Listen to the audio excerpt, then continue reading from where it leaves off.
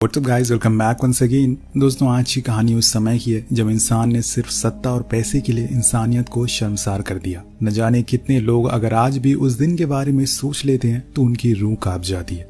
कहानी की शुरुआत होती है, समय है दूसरे विश्व युद्ध का। हिटलर की क्रूरता अपनी चरम सीमा पर है। वहीं दूसरे देश के लोग भी पीछे नहीं है। अगर साफ शब्दों में कहा जाए तो कभी भी ताली एक हाथ से नहीं बजती, आपको दोनों हाथ की जरूरत जरूर पड़ती है। हेनरी नाम का लड़का अपने घर के लिए दूध लेने के लिए निकलता है। उसके चेहरे पर एक डर है, कहीं कुछ रास्ते में उसे हो न जाए, क्योंकि वो जिस जगह जा रहा है वहां आए दिन हमले होते रहते हैं।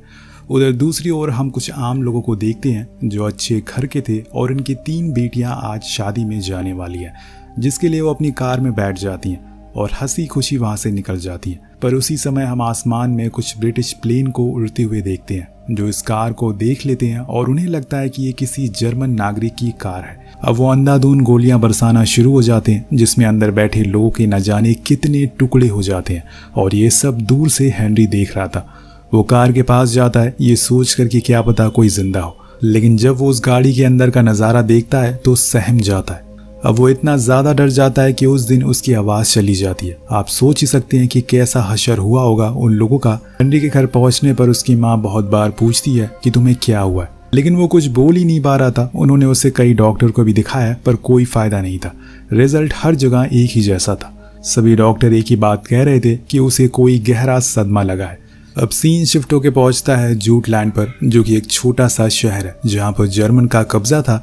ऐसे पे हम एक फ्रेडरिक नाम के लड़के को देखते हैं, जो कि ब्रिटिश पुलिस में ऑफिसर है, लेकिन वो अभी भी जर्मन के अंडर है और उसे उन लोगों के लिए काम करना पड़ता है। इसी बात को लेकर उसके घर वाले उसे बहुत गुस्सा करते हैं, क्योंकि वो दुश्मनों के लिए काम कर रहा है, जो कि उन्हीं के देश में घुस आए हैं और उन्हीं के मासूम लोगों को मार रहे हैं। तो उनकी गेट की बेल बजती है और जब फ्रेडरिक गेट खोलता है तो वहां उसका बचपन का दोस्त जॉन था, जो उसे हाथ जोड़कर अपनी जान की भीख मांगता है, लेकिन वो मना कर देता है, ये कहते हुए कि उसके घर में उसके लिए कोई जगह नहीं। अब उसके माँ बाप उसकी इस हरकत से बहुत नाखुश होते हैं कि उसने अपने दोस्त तक की जान नहीं बचाई। और तभी बाहर से एक गोली चलने की आवाज आती है। ये आवाज थी जर्मन की बंदूक की, क्योंकि उन्होंने उसके दोस्त को बीच सड़क में ही मार डाला था। ये सब वहां से गुजर रही ईवा नाम की बच्ची देख लेती है, जो पूरी तरह से सहम जाती है, क्योंकि उसके स्कूल में तो ये सिखाया जाता है कि अगर आप किसी दूसरे इंसान को तकलीफ दोगे तो गॉड आपको कभी माफ नहीं करेगा। तभी उसकी माँ वहां आ जाती है और फौरन उसे कार से ले जाती है। पर यह हादसा उसके दिमाग में कुछ इस तरह छपता है जो वो कभी भूल नहीं पाएगी। वहीं दूसरी ओर हम हेनरी और उसकी माँ को देखते हैं, जो उसको लेकर एक बड़े डॉक्टर के पास जाती है, लेकिन वो तो खुले आसमान में भी जाने से डर लगता है। उसकी माँ बहुत ही मुश्किलों से उसे लेकर आती है, पर कोई फायदा नहीं होता।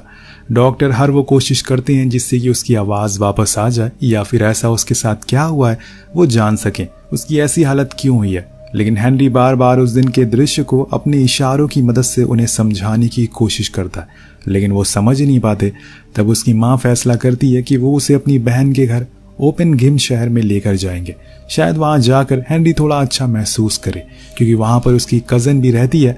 वहां आसमान भी नहीं दिखता, क्योंकि वहां बड़ी बड़ी इमारतें हैं। कहानी आगे बढ़ती है और दूसरी तरफ हम शेल नामक एक बिल्डिंग को देखते हैं, जो जर्मन के कंट्रोल में थी, जहां पर वो सभी क्रांतिकारियों को मारा पीटा करते थे।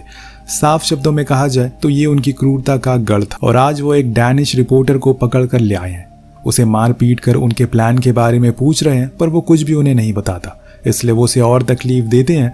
अगले सीन में हम 2 ब्रिटिश प्लेन के पायलट को देखते हैं, और ये वही थे जिन्होंने उन आम नागरिकों की कार को उड़ा दिया था, जिसमें उसके अंदर बैठे सभी लोग मारे गए थे। जब इस बारे में उनके सीनियर उन्हें उस दिन की घटना के बारे में बताते हैं कि जिन लोगों को तुमने मारा है वो एक आम नागरिक थे, तो ये जानकर उन दोनों के होश उड़ जाते हैं। उन्होंने इतनी बड़ी भूल कर दी, दोनों को बहुत बुरा सदमा लगता है। उनकी एक छोटी सी गलती की वजह से 4 लोगों ने अपनी जान गंवा दी। वो ऊपर वाले को क्या जवाब देंगे, यही सोचकर वो सदमे में चले जाते हैं। इधर दूसरी तरफ शहर में बने हम एक गर्ल्स स्कूल को देखते हैं, जो असल में एक कैथोलिक चर्च भी था। वहाँ की एक नन टेरेस खुद को कमरे में बंद करके खुद को ही तकलीफ दे रही थी। ऐसा वो कई महीनों से कर रही है। जब इस बारे में उस स्कूल की प्रिंसिपल को पता चलता है तो वो उसे बुलाकर समझाती है कि तुम्हें खुद को तकलीफ नहीं देना चाहिए, ऐसी किसी बात का हल नहीं निकलेगा। तो टेरेसा कहती है कि अब उसे कोई उम्मीद नहीं है कि गॉड उनके दुखों को खत्म करेगा, इसलिए वो अब गॉड को ढूंढ रही है ताकि वो उन्हें सब कुछ बता सके, लेकिन अभी तक वो उसे कहीं नहीं मिले। जो कुछ भी हो रहा है इस समय वो उन सब का जिम्मेदार उन्हें मानने लगी है। और उसकी इन सब बातों को सुनकर नन भी चुप हो जाती है कि आखिर वो जवाब दे तो क्या दे। उधर हेनरी की माँ उसे लेकर शहर आ जाती है, उसे अपनी बहन के घर रहने को बोलती है क्योंकि यहाँ उसका मन लगेगा। उसके पास उसकी कज़न रीवा भी आती है जो उसी की हम उम्र की है। वो उसके इस दर्द को समझ रही थी, इसलिए वो उसे गले से लगा लेती है क्योंकि हेनरी बार बार अपने उस दिन को याद करके रोने लगता था। उधर हम ब्रिटिशर्स के हेडक्वार्टर में देखते हैं कि ऑपरेशन कार्टेज के लिए पूरी तैयारी शुरू हो गई है। दरअसल दोस्तों उन्होंने अब शेल बिल्डिंग के ऊपर एयर रेड करने का प्लान बना लिया है क्योंकि अब वो जर्मन को यहाँ से बाहर निकालना चाहते हैं। इधर दूसरी तरफ हेनरी की माँ ने उसे एडमिशन रीवा के स्कूल में ही करवा दिया है। असल में वो गर्ल्स स्कूल था पर हेनरी एबनॉर्मल था, इसलिए वहाँ की नन ऐसे बच्चों का ख्याल रखती थी। वहीं स्कूल के पास बनी शेल में उस दिन डैनिश रिपोर्टर को मार पीट कर लाया जाता था और ये सब दूर खड़ी टेरेसा देख रही थी। उसे ये पता था कि जो शख्स को वो लोग मार रहे हैं वो असल में उन्हीं के देश का नागरिक है। अब उसके वहाँ लगातार खड़ी रहने की वजह से उसके पास फ्रेडी आता है जो उसे जाने को बोलता है। तो वो कहती है कि तुम इस देश के होकर भी अपने लोगों को ही मार रहे हो। ऐसे करने वालों को पता है क्या बोलते हैं? शैतान। उसकी ये बातें सुनकर तभी हेड नन आकर उसे वहां से ले जाती है और उधर वो लोग उस रिपोर्टर को ले जाकर काल कोठरी में डाल देते हैं। वहां पहले से मौजूद कुछ कैदी बाहर खड़े डेनमार्क पुलिस को गद्दार कह रहे थे क्योंकि वो अपने ही लोगों को मार रहे थे। उन्हें इस बात का भी पता था कि जब एयर रेड होगी तो वो भी मारे जाएंगे, लेकिन उन्हें इस बात का कोई गम नहीं। वो चाहते थे कि बस उनका देश आजाद हो जाए किसी तरह से। अब देर रात टेरेसा बाहर घूम रही थी, तभी वहां फ्रेडी आता है और उसे स्कूल जाने को बोलता है। तो वो उसे किस कर लेती है और कहती है कि मैं तो गॉड को ढूंढ रही थी लेकिन वो शायद अभी सो रहे हैं। एक नन होकर भी मैंने तुम्हें किस कर ली, मेरे ऊपर तो कोई बिजली नहीं गिरी, मेरी मौत भी नहीं हुई। इसका मतलब ये हो सकता है कि शायद गॉड है ही नहीं। यहाँ फ्रेडी कहता है कि उसने जो उसे कल कहा इस बात की वजह से वो पूरी रात सो नहीं पाए, शायद वो सच में एक शैतान बन चुका है। ये बोलकर वो वहाँ से चला जाता है। अब इधर रीवा घर पे हेनरी के साथ मिलकर एक एक्ट करती है जो उसके मॉम डैड को बहुत पसंद आता है। ये सब चीजें हेनरा को खुश कर रही थी और यही तो उसकी माँ चाहती थी, वो कम से कम खुश रहे। उधर हम रात में एक बार फिर फ्रेडी को चर्च के बाहर देखते हैं। टेरेसा को बुला रहा था और कहता है कि वो अब अच्छा इंसान बनना चाहता है। उसने जो भी गुनाह किए हैं वो उसे माफी मांगना चाहता है, इसलिए टेरेसा उसे चर्च के अंदर लेकर जाती है और प्रे करवाती है। होप सो कि उसकी प्रे ऊपर वाला सुन ले। अब कुछ दिनों के बाद फाइनली रेड का दिन आ जाता है। ब्रिटिश एयरफोर्स अपनी रेड के लिए तैयार हो रहे थे, पर यहाँ वो दोनों पायलट जिनके हाथों में उस दिन एक हादसा हो गया था वो अभी भी कुछ डरे हुए हैं। उन्हें पता नहीं क्यों ऐसा लग रहा है कि जैसे आज उनके हाथों से कुछ फिर अनहोनी होने वाली है। खैर अब वो एक एक करके सभी उड़ान भरते हैं और उनका मिशन था शेल बेस को उड़ा देना। उधर हम फ्रेडरिक को देखते हैं जो अपने घर जाता है और उस दिन प्रे करने के बाद अपने पिता के गले लग जाता है। उसने जितनी हो सकती थी उतनी माफी उनसे मांगता है क्योंकि उसे एहसास हो चुका था कि वो अभी तक जो भी कर रहा है वो गलत था। उसके डैड पहले तो उसे नफरत करते थे पर आज वो बहुत खुश है। इसके बाद वो न जाने कहाँ चला जाता है। उसकी माँ बहुत रोकती है कि बेटा हमें छोड़कर मत जाओ, लेकिन वो नहीं रुकता। दूसरी ओर रीवा अपने घर पर ब्रेकफास्ट कर रही थी क्योंकि आज उसे जल्दी स्कूल जाना है ताकि वो प्ले की प्रैक्टिस कर सके, लेकिन उसके डैड आज कुछ नाखुश हैं उसकी माँ से, इसलिए वो उन्हें बहुत बुरा भला कहते हैं जो कि रीवा को पसंद नहीं आता। उधर हम शेल के ऊपर वाले फ्लोर पर कैद हुए कुछ क्रांतिकारियों को देखते हैं जिन्हें पता था कि अभी कुछ ही देर में रेड होने वाली है, इसलिए वो सब अपनी खिड़कियों से बाहर देख रहे होते हैं और अपनी मौत का इंतजार करने लगते हैं। ये आप सभी पायलट अपनी अपनी मिसाइल को एम कर लेते हैं और पूरी तरह से तैयार हो जाते हैं, लेकिन इतने में एक पायलट का ध्यान न जाने कहाँ होता है, जिसके चक्कर में उसका प्लेन एक स्पॉटलाइट से टकरा जाता है और प्लेन का संतुलन बिखर जाता है, जिसकी वजह से वो जाकर सीधा स्कूल के साइड वाली बिल्डिंग में लड़ जाता है। और ये पायलट वही थे जिन्होंने पहले भी गलती करी थी। अब इस चीज से एक बहुत बड़ा धमाका होता है। वो आवाज और वो झटका स्कूल तक महसूस हो जाता है। उसी समय शहर में इमरजेंसी अलार्म भी बज जाता है, जिसके बाद सभी बच्चों को फौरन भागने को बोला जाता है।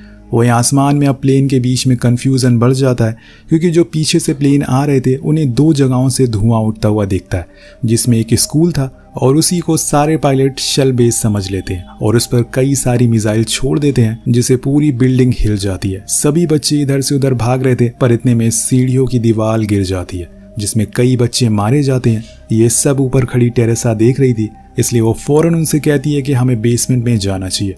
वहाँ एक पायलट सभी को वार्निंग देता है कि हम जिसको टारगेट समझ रहे हैं वो असल में स्कूल है, उसके साइड वाली बिल्डिंग हमारा रियल टारगेट है। लेकिन उसकी ये बात कुछ ही पायलट सुन पाते हैं और वो शेल बिल्डिंग पर हमला करना शुरू कर देते हैं। लेकिन अभी भी कुछ पायलट कंफ्यूज थे कि असली टारगेट क्या है।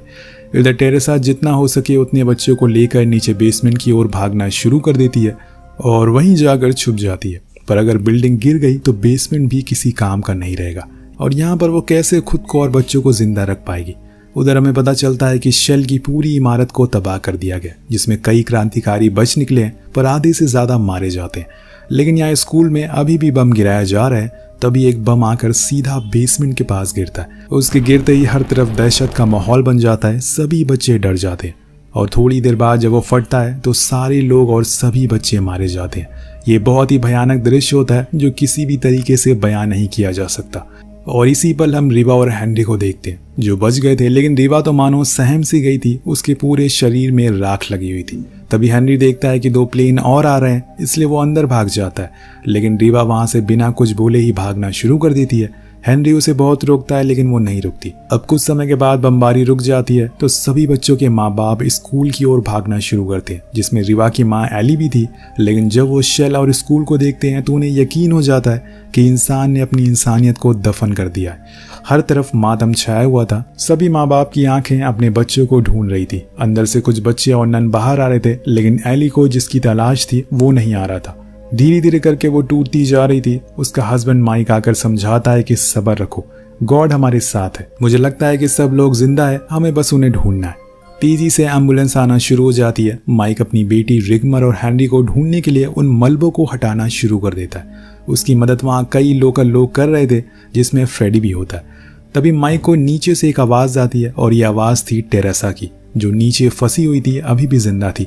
वो रिगमर को आवाज लगाती है और वो सुनकर समझ जाता है कि वो अभी भी जिंदा है। लेकिन इतनी में माइक को एक बच्चे का पैर दिखता है जो खून से लथपथ था।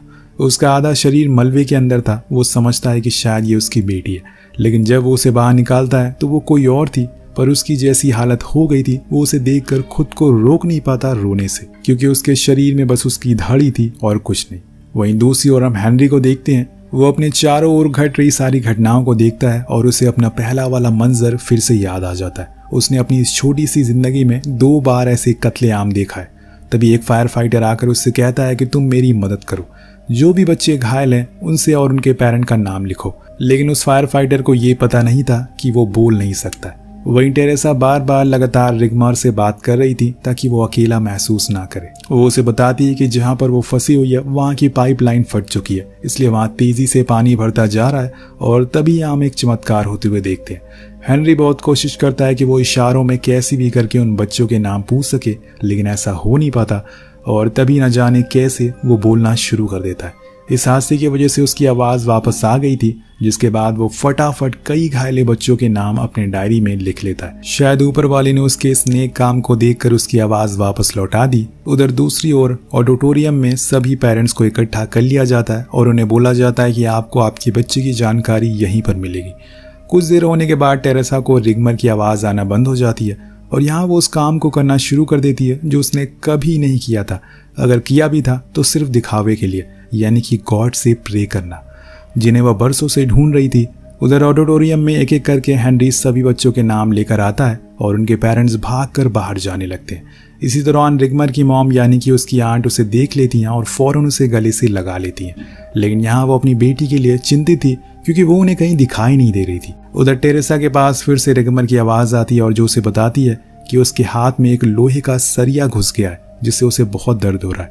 इसलिए यहाँ टेरेसा मदद के लिए आवाज़ लगाती है, लेकिन उसे शायद यकीन हो गया था कि हकीकत में गॉड नहीं है, क्योंकि अब तक वो होता तो ज़रूर उन्हें बचाने के लिए आता या फिर किसी को ज़रूर भेजता। और तभी वहाँ पर फ्रेडी आ जाता है, जो शायद गॉड का दूत बन के यहाँ पर आया था। वो टेरेसा को देख लेता है, लेकिन वो थोड़ी दूरी पर थी। उधर ऊपर रिवा की माँ हेनरी को देख ली, लेकिन यहाँ पर रिवा के पिता बहुत दुखी थे। वो बस गॉड से प्रे लगातार करे जा रहे थे, किसी तरह से उनकी बेटी मिल जाए। तभी वहाँ उन्हें हेनरी मिल जाता है, जो उन्हें बताता है कि रिवा तो बमबारी के दौरान यहाँ से भाग गई थी, शायद वो घर चली गई हो।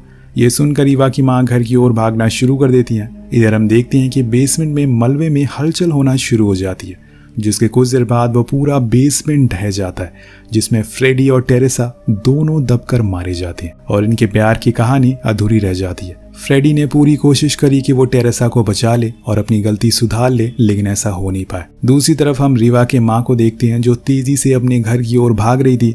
उसके हर कदम बस यही दुआ कर रहे थे कि उसकी बेटी जिंदा हो। कुछ समय के बाद जब वो अपने घर में एंटर करती है तो सामने इवा बैठी थी, अपने सुबह का नाश्ता कर रही थी और ये देखकर उसकी माँ मानो खुशी के मारे रोना शुरू कर देती है। उनके लिए उनकी बेटी मर ही चुकी थी, लेकिन जब वो उसे जिंदा अपने सामने बैठा हुआ देखती है तो बहुत ज़्यादा खुश होती है। और इसी के साथ ये कहानी यहीं ख़त्म हो जाती है। तो दोस्तों, एक पायलट की गलती की वजह से न जाने कितने माँ बाप ने अपने बच्चों को खो दिया और कितने परिवार उजड़ गए। इस कहानी को देखकर एक कहावत ज़रूर याद आती है कि जंग हमेशा तबाही लाती। आपको कहानी कैसी लगी नीचे कमेंट करके ज़रूर बताएगा। मिलते हैं अगली वीडियो में। Peace out.